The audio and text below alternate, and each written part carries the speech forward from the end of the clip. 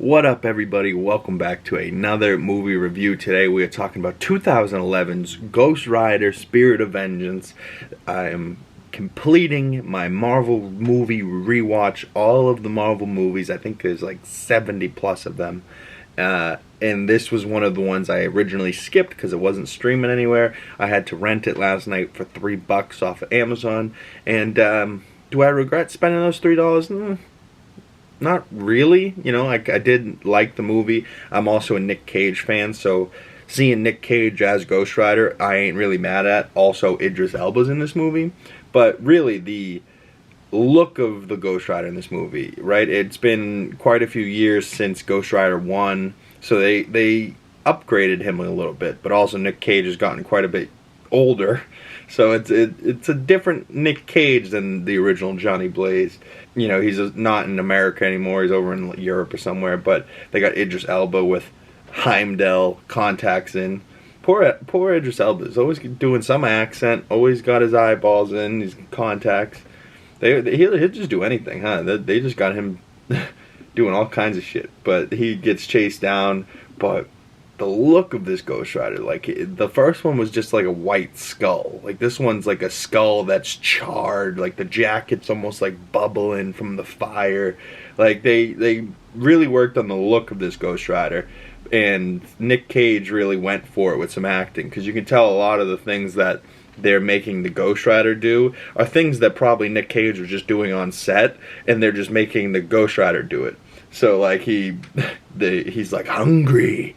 They shoot him, like he eats a bunch of bullets and then spits them all back out at him like they're lava.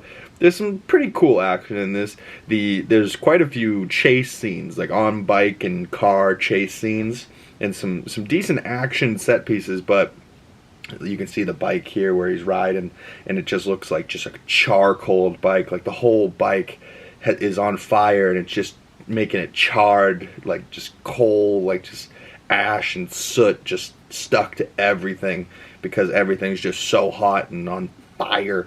Ghost Rider as a character is probably one of my favorites. You know, just his bike in this is crazy too. The bike in the first one was interesting, but this bike just seems like a real raw bike that's just ready to explode. It's so hot. Like, the engines are just so hot, and everything just looks really cool.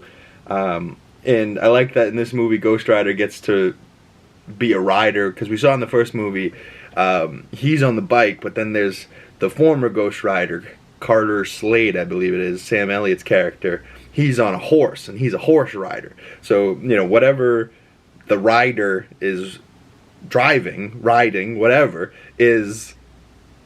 turns into like this flaming mobile. So he goes into like this mining excavator thing and attacks these guys and fires up the whole thing. And that was pretty cool, but it's also kind of useless.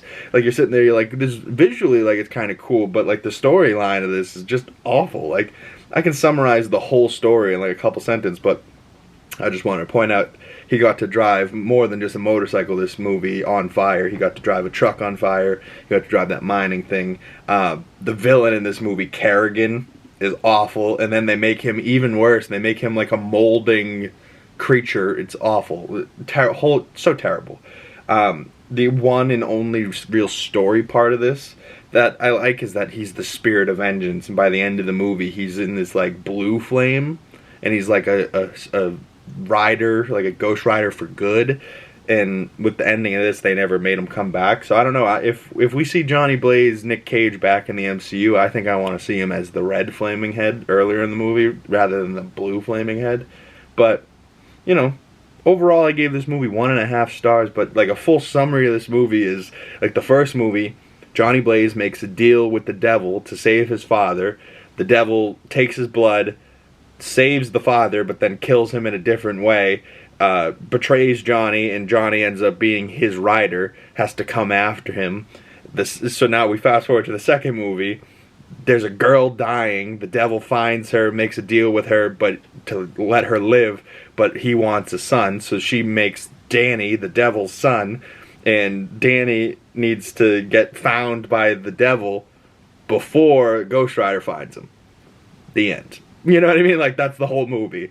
And then by the end of the movie, the people chasing Danny and the girl, and the Ghost Rider chasing Danny, and the devil chasing Dan, they all meet up in the middle and they have a big fight, and that's it. You know, like, not that hard to explain.